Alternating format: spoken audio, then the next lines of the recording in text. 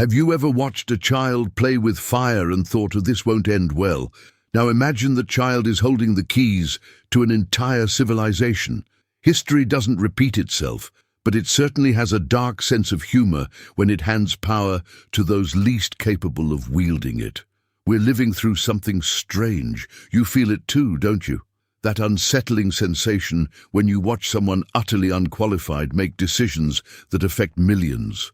That moment when you realize the people steering the ship have never actually sailed before.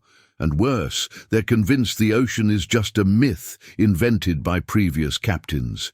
This isn't a new story. It's ancient, it's cyclical, and it's terrifying because we're watching it unfold in real time, pretending we're somehow different from every civilization that came before us. The Roman Empire didn't fall because of barbarians at the gates. It fell because the people inside the gates stopped caring about competence and started caring about spectacle. They elected entertainers over engineers. They chose charisma over capability. Sound familiar? When Nero fiddled while Rome burned, it wasn't just a metaphor for neglect. It was a symbol of what happens when society elevates style over substance, when the crowd prefers a good show to good governance. The Byzantine historian Procopius watched his world crumble and wrote something chilling. The worst thing about living through the fall of civilization is that it happens slowly enough that people adjust to the decay. We're extraordinary at normalizing catastrophe, aren't we? One day you have functioning institutions, and then gradually, imperceptibly, you're living in a world where expertise is mocked and ignorance is celebrated as authenticity. Here's what haunts me about civilizational collapse. It never announces itself. There's no trumpet blast, no clear moment where everyone agrees, "Yes, this is it, we've crossed the line."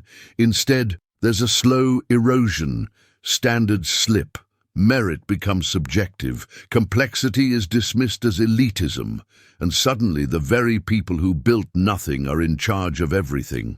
The philosopher Plato warned about this over 2,000 years ago in The Republic. He described how democracy, beautiful and pure in its ideals, contains the seeds of its own destruction. When people are free to choose their leaders, they often choose poorly. Not because they're stupid, but because they're human. We're drawn to simple answers. We're seduced by confidence, even when it's unearned. We mistake loudness for strength and complexity for conspiracy. Think about the times in your own life when you've seen this pattern. Maybe it was a workplace where the loudest person in the meeting got promoted, not the most capable. Maybe it was a relationship where you ignored red flags because someone was charming. We do this individually and we do this collectively.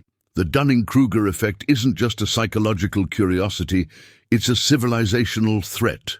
The least competent people are often the most confident because they lack the knowledge to understand their own limitations.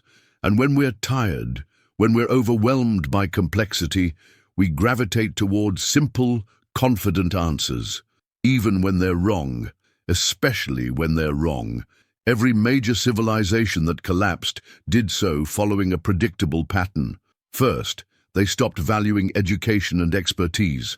Knowledge became suspicious. Intellectuals were dismissed as out of touch. Then institutions weakened, not through direct attack, but through neglect and mockery. Courts became political. Universities became ideological. Media became entertainment. And in that vacuum, something darker crept in. The cult of personality. When institutions fall, people look for saviors. And saviors, real or imagined, rarely give up power willingly. You're probably thinking about specific examples right now, specific people, specific moments.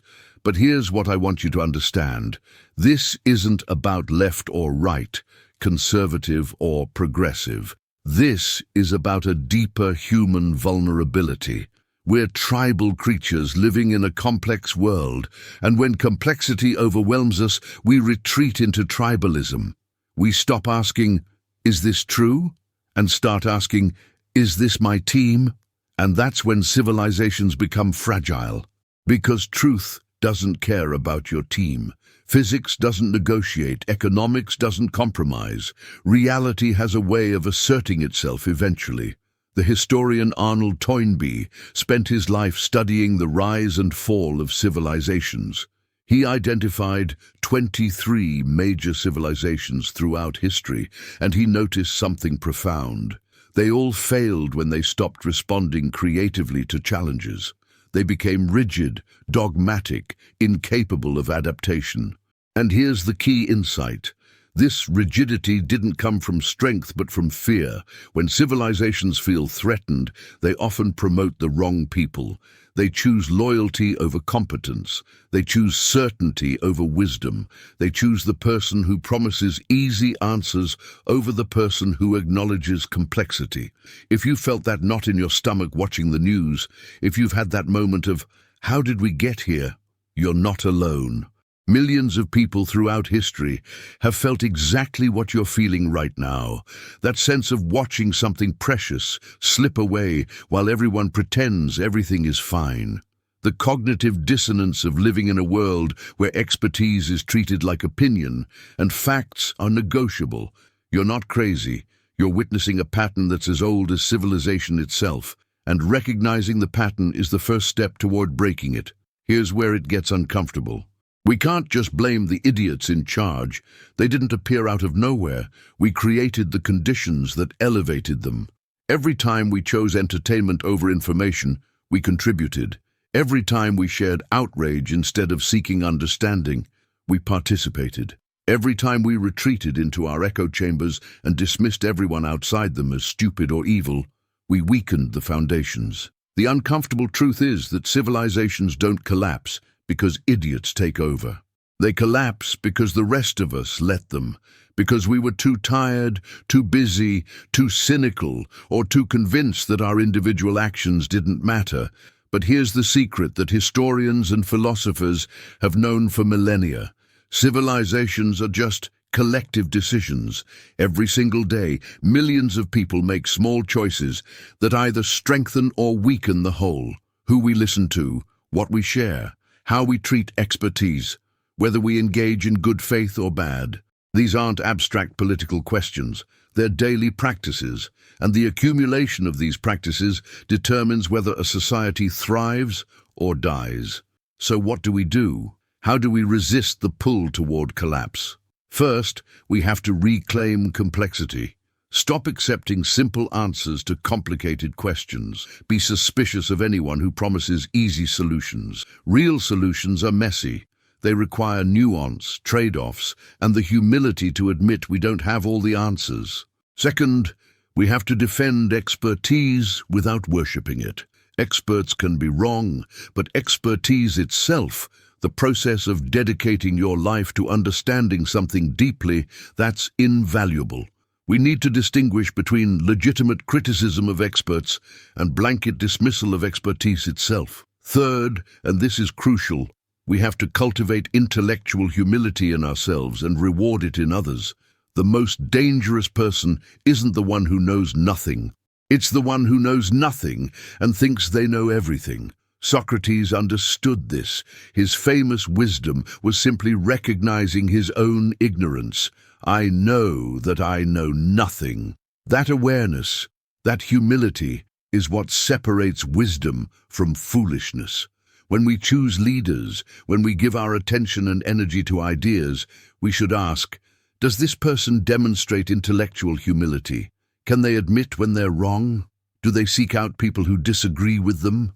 Or do they surround themselves with yes-men and attack anyone who questions them? Fourth, we have to resist the seduction of tribalism. Your identity isn't your ideology. You're more than your political affiliation, your demographic category, your consumer preferences. Every time we reduce ourselves and others to simplistic labels, we make ourselves easier to manipulate. The powerful stay powerful by keeping us divided. As long as we're fighting each other over cultural symbols, we're not questioning the systems that actually determine our lives. But perhaps the most important thing, the thing that determines whether we learn from history or repeat it, is this.